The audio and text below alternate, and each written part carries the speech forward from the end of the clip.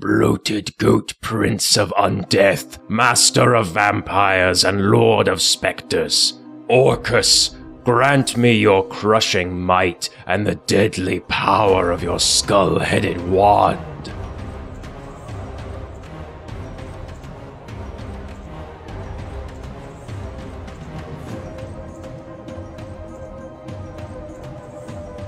Creation, so bright, so full of life, bustling, noisy, rattling, thumping, bumping, wretchedly moving life.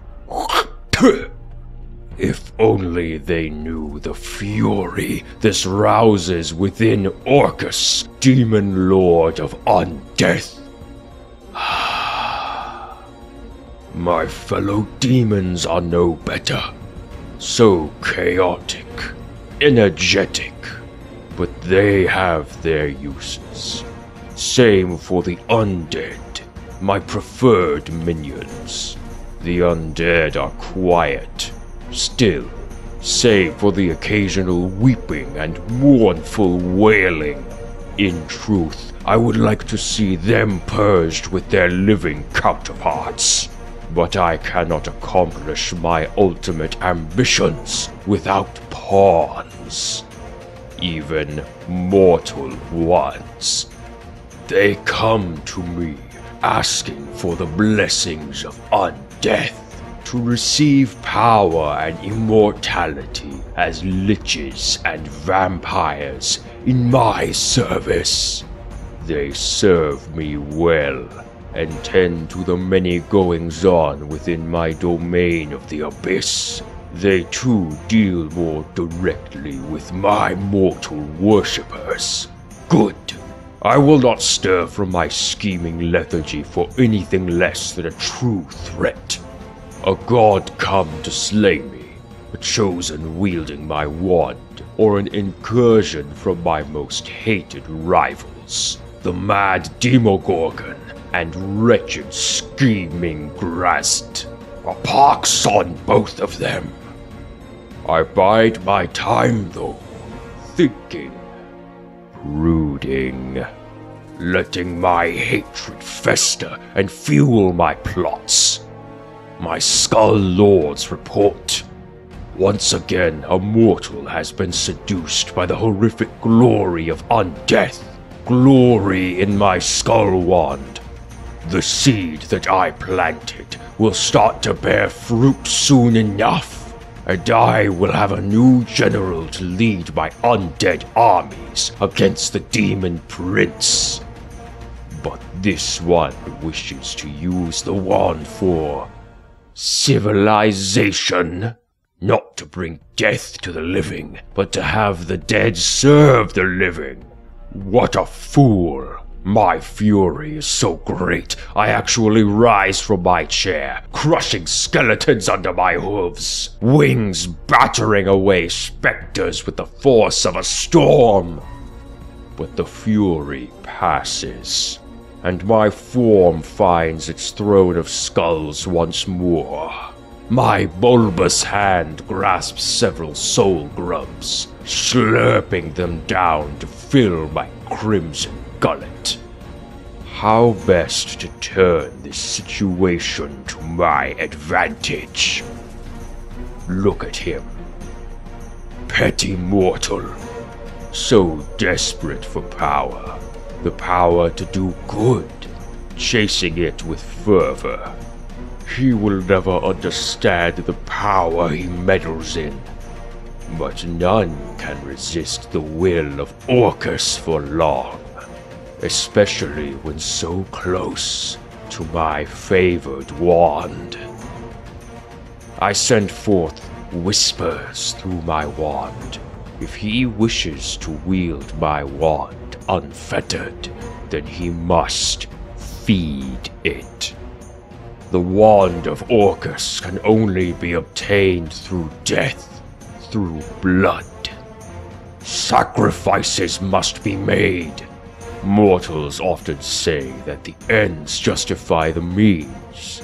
How much blood will this one shed in his righteous crusade to make the lives of the living more bearable, to turn the undead from foe to tool?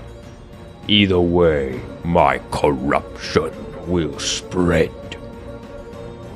My despicable mortal cultists, most vast among any demon lords within the prime material plane, already move to him to advise and convince this would-be champion on how best to harness my wand's power. So what if the wicked artifact demands blood and skulls? Let them all flow from the foulest of beings who shall not be missed. The savage goblins, gnolls, and mountain orcs. Surely no lesser shall your righteous cause be for using these creatures.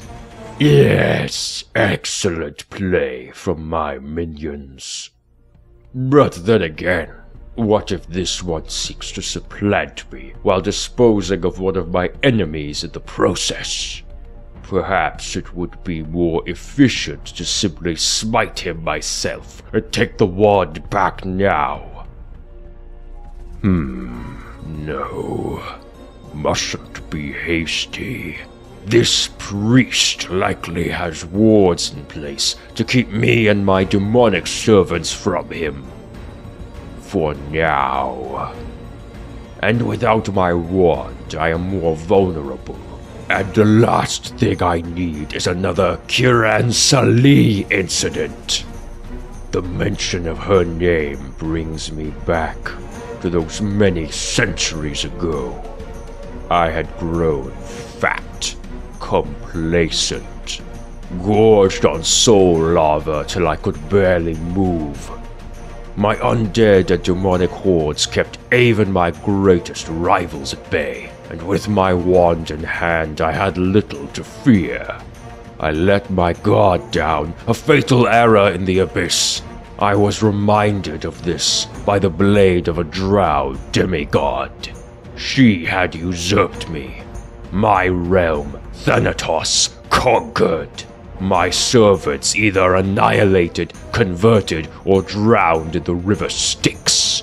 Very clever. My name was scrubbed from every corner of creation.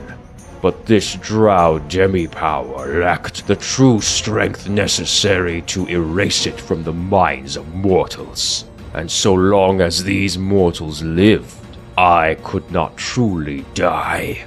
For gods are always within their worshippers. Darkness is all I remember, a great nothingness, so wretched, so beautiful.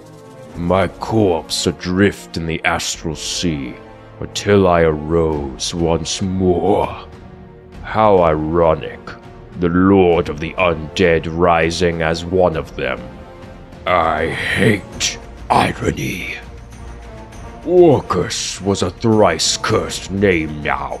My resurrection had made me weak, lesser even than the demi-power that had slain me. If I were to regain what was lost, I had to move in secret. I would forego my own name for now.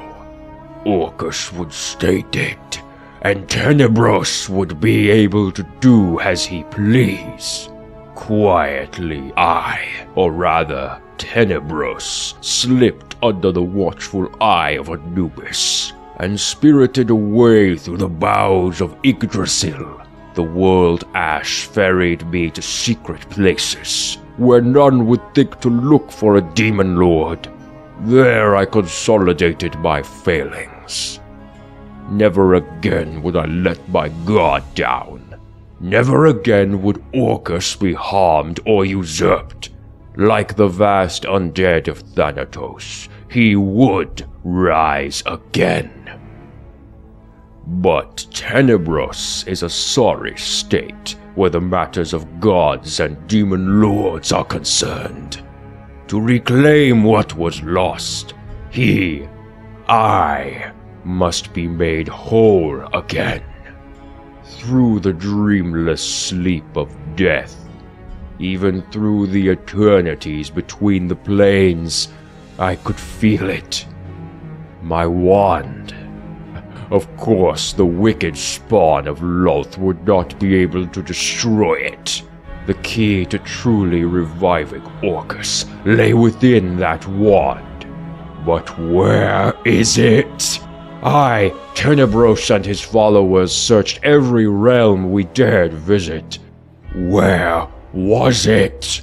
Trying to find a single object within the vast multiverse would be impossible. Just searching the outer planes alone would require a restless army. An army. One that follows orders and asks no questions. That knows every corner of the outer planes.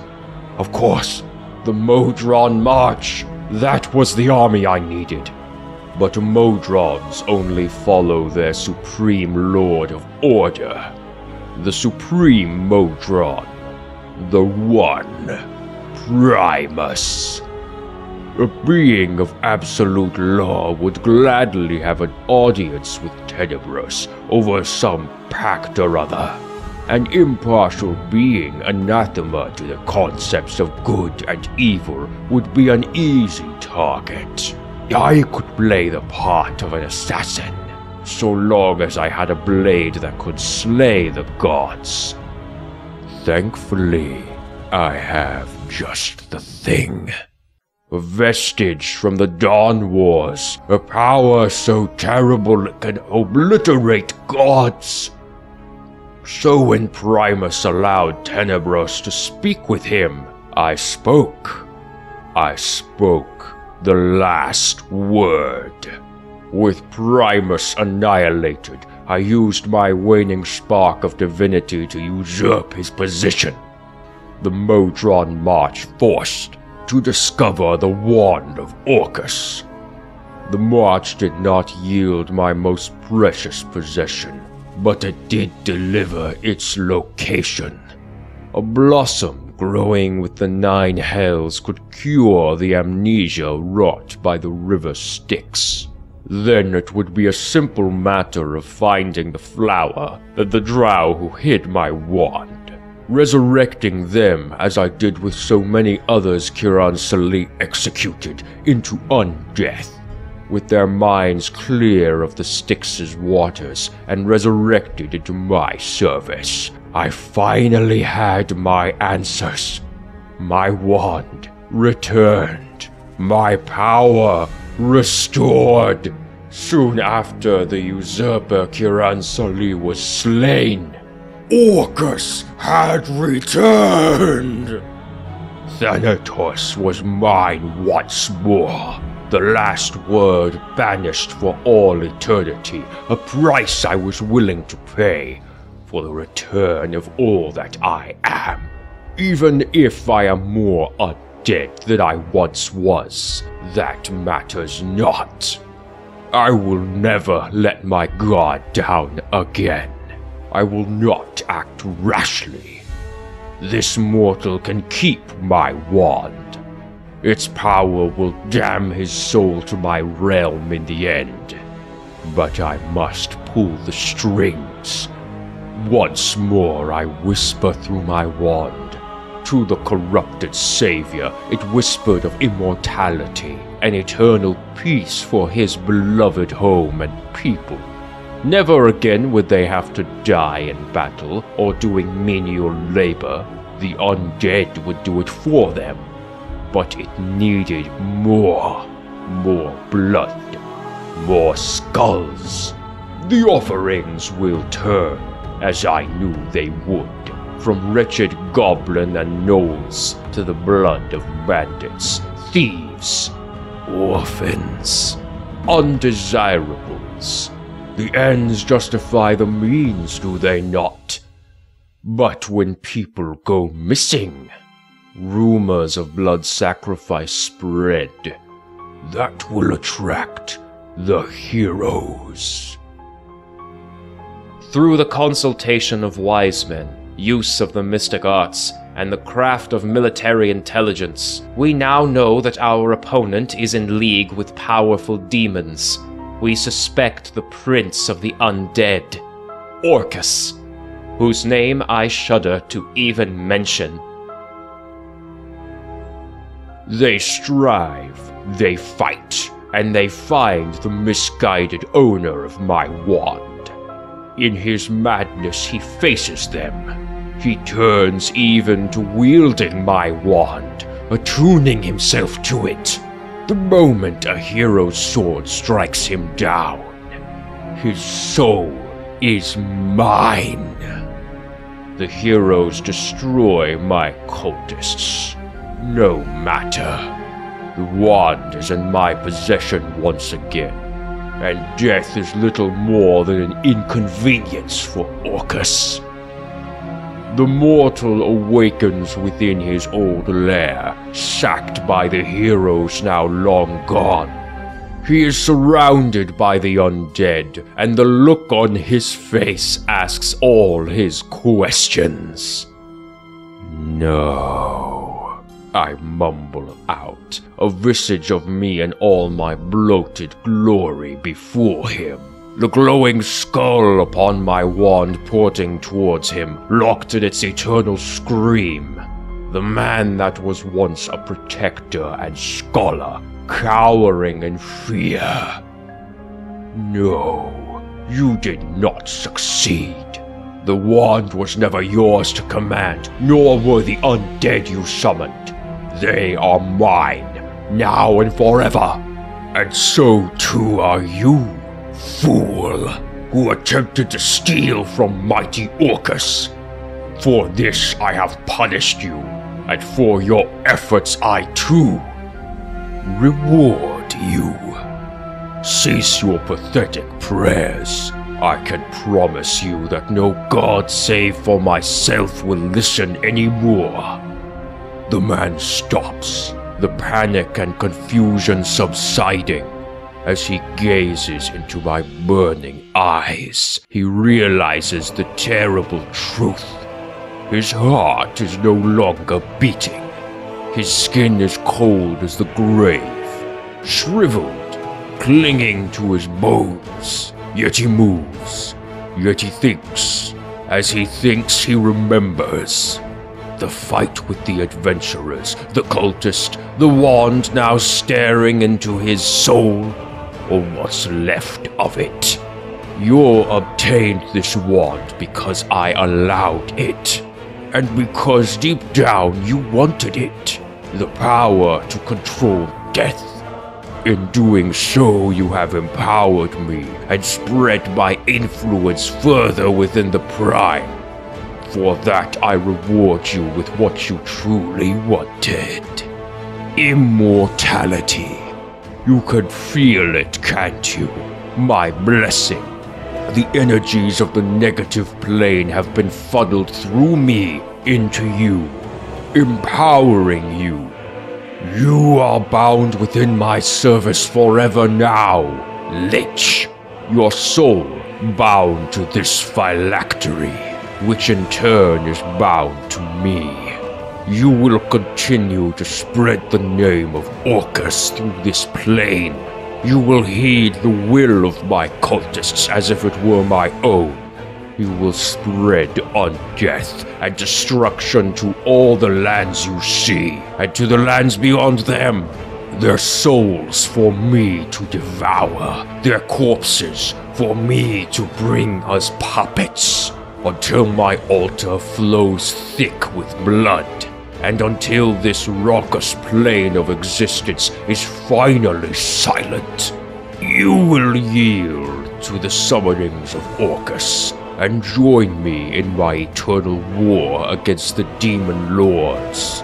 Forevermore your soul is bound to the demon lord of the undead. I will be the last creature when I am done. The cosmos will then be perfect, free of the braying abominations that are all other living things.